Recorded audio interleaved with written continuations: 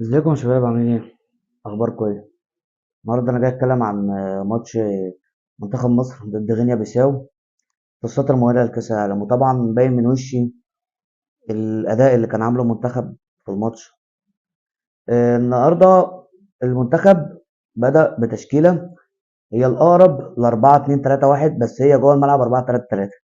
التشكيلة هي محمد الشناوي في حراسة المرمى، باك رايت الناشئ محمد هاني، اتنين قلوب دفاع رامي ربيعة، محمد عبد المنعم، باك ليفت محمد حمدي. نص الملعب فيه ثلاثة، الاتنين الأساسيين حمدي فتحي ومروان عطية، وقدامهم زيزو. على اليمين صلاح، سترايكر ربنا يشفيه يا رب مصطفى محمد. وينج ليفت محمود تريزيجيه. الطريقة دي بتتقلب في أحيانا 4-4-2، بتبقى زي ما هي خط الدفاع ومروان عطية حمدي فتحي في نص الملعب، على حسب المجريات. مرة تريزيجيه يمين وزيزو شمال، ومره زيزو يمين وتريزيجيه شمال، وصلاح ومصطفى محمد في الهجوم. ده في الحاله الدفاعيه او حاله الضغط على حامل الكره.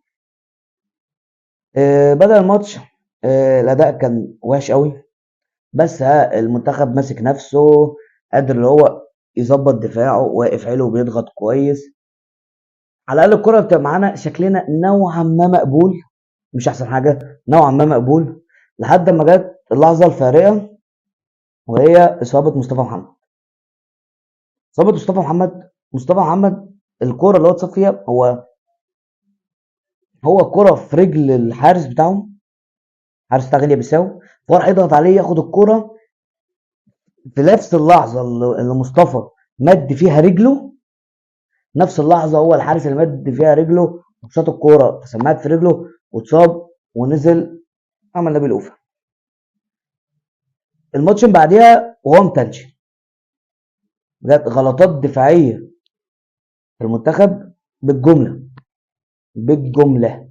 اقسم بالله النهارده الدفاع مش شايف قدام، رامي ربيعه مش شايف قدامه، ومحمد حمدي مش شايف قدامه. يا جدعان التغطيه العكسيه اهم حاجه، التغطيه العكسيه اهم حاجه. محمد حمدي عمل التغطيه العكسيه حلو، بس يا جماعه ده محمد حمدي كارثه دفاعيه.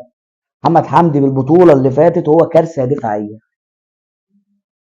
جه فينا هدف، الهدف اللي جه فينا لحد دلوقتي كان غلطه متقسمه بالنسبه لي بين محمد حمدي ورامي ربيعه اللي هيشيل 80% من الجول. يعني الكوره خلاص محمد حمدي واقف مع الراجل، محمد حمدي خلاص، هو محمد حمدي حرفيا واقف مكان محمد هاني. خلاص هو الراجل وقع، رامي ربيعه جه شتت، جت في بلدي رقم 17، جابها جول. مين بقى اصلا اللي محمد حمدي كان ماسكه؟ ده السنتر باك، ده السنتر باك بتاع غينيا بيساو رقم 22، ده السنتر باك. إيه اللي جابه هنا ما تعرفش، وفين الرقابه عليه ما تعرفش. وتعالوا كده بصوا على الجون، محمد حمدي فين؟ محمد حمدي ورامي ربيعه في الجنب اليمين من ال 18. اقرب حد في باقي الناحيه كان زيزو. زيزو فين؟ عارفين زيزو فين؟ زيزو في الباك ليفت. الحته دي كلها فاضيه. محمد عبد المنعم فين؟ ما تعرفش.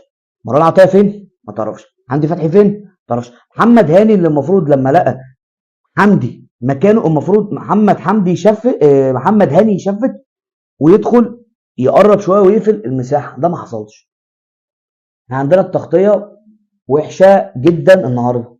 منتخب النهارده لم يحضر منتخب مصر الى غينيا بيساو.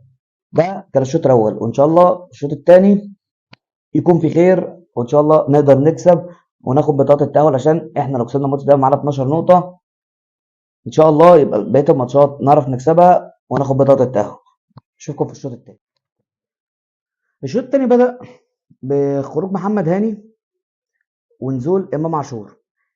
كده يبقى زيزو هو اللي اتحرك ان هو يقفل ناحيه اليمين مع ثلاثي الدفاع اللي بقى حمدي، اللي بقى محمد حمدي ورامي ربيعه ومحمد عبد المنعم. الشوط الثاني اول ما امام عاشور نزل ابتدينا نشوف كوره، ابتدينا نشوف تحريك للملعب، ابتدينا نشوف شكل فعلا لمنتخب مصر.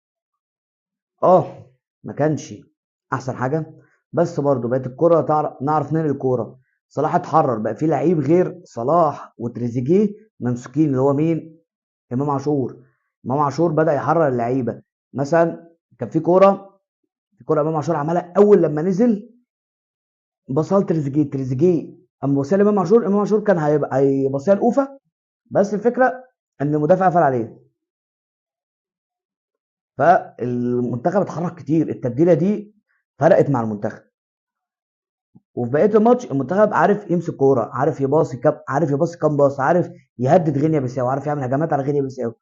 امام عاشور شاط شوطه جت فوق العارضه بسنه، اللي هو يا لهوي، هو يا جماعه الكوره دي مكانها في الجون، فانت بدانا خلاص نعمل خطوره. كل ده 5 دقايق، اول 5 دقايق نزل امام عاشور، خلاص بقى في خطوره، في خطوره، خلاص في لعيب كوير فعلا في نص ملعب، قادر يحرك لك الدنيا، قادر يباصي، قادر يشوط، عنده حلول، قادر لو مقفول عليه قادر بمهارته يعدي. فامام عاشور طالما عندك من الاول، امام عاشور من اول الماتش لازم يبدا. امام عاشور طول ما هو فت مش مصاب لازم يبدا. امام عاشور ده الجوهره حاليا اللي عندك خط النص. يعني لما يبقى خط النص في امام، حمدي فتحي، مروان عطيه، انت نص ملعبك 90% مقفول. ليه؟ هقول لك. حمدي فتحي ومروان عطيه كويره، بصيرات، ريجيستا بمعنى صح، سيدي امز، يقف ورا يعرف يحرك لك الملعب، يعرف بس لامام عاشور، امام عاشور يكمل كده. انت معاك الاربعه اللي ورا واثنين سيدي امز في الهجمه اللي عليك، هيطلعوا بالاثنين، هيبقى عندك ايه؟ إيه اللي دايما بيحصل؟ بيفضل رامي ربيعه ومحمد عبد المنعم، بينزلهم حمدي فتحي، قدامهم مروان عطيه، نص ملعب مهاجم بيميل للشمال، امام عاشور، زيزو جنب صلاح وتريزيجيه واوفا.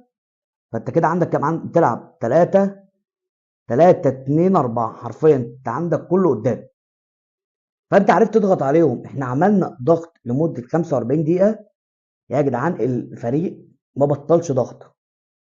خلاص الفريق اتحرر، اللي هو خلاص يلا يلا نضغط.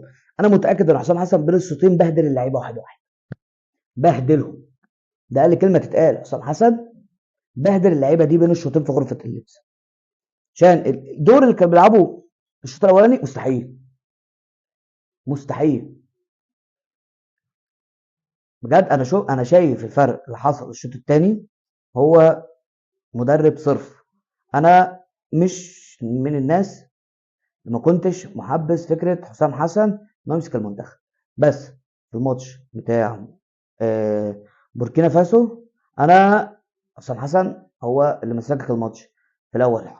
فكره افكار حسام حسن هي اللي عملت لك شكل. والنهارده لما لقى الشوط الاولاني وقع منه، خلاص انا هنزل هعمل تغييره وهتكلم اللعيبه، التغييره دي تغير لي الماتش، تخليني انا الند في ملعب بوركينا فاسو ودرجه الحراره عاليه، في ملعب غينيا بيساو ودرجه الحراره عاليه، واللعيبه مش قادره، هي اللي ضغط وهي اللي معاها سر الماتش، وهي اللي بتشوط على الجول. انا تقريبا ما شفتش الشناوي خالص الشوط الثاني.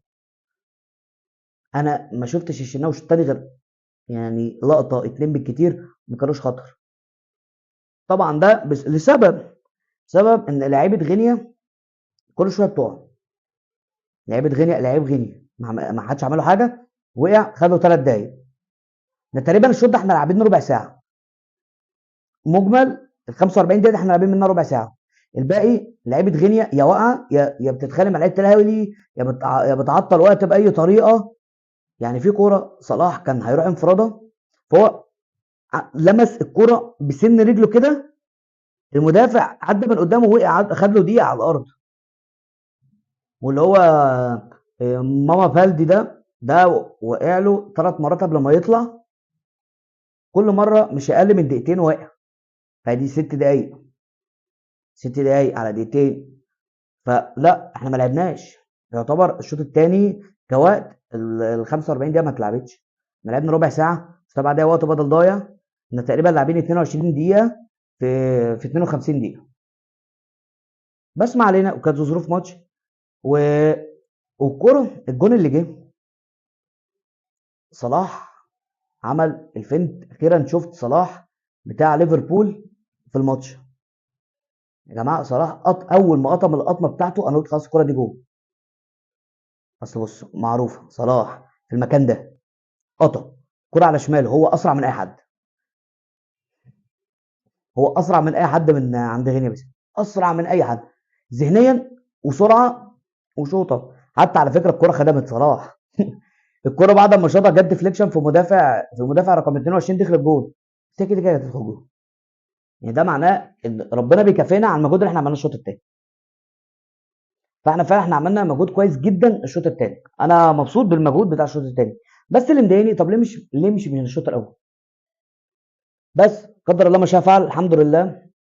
آه، التغييرتين التانيين هم برضو قلبوا الماتش. تريزيجيه طلع ونزل مكانه، نزل مكانه ابراهيم عادل انا ما شفتوش، بس مش ذنبه. التغييره بقى التانيه بجد اللي انا استغربت اللي هو نازل اصلا ناصر ماهر مكان احمد امين اوفا.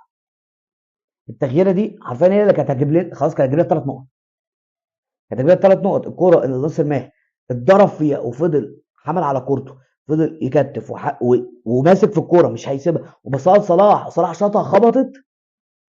ده كل ده في الدقيقه تقريبا، ناصر ماهر نزل في الدقيقه 90 او 89، يعني ناصر ماهر ده داخل في الوقت ده اصلا. فان هو عمل لك ده، لا فهو معنى كده ان ناصر ماهر لعيب كويس وهيفيد المنتخب، وفعلا ده احنا شفناه.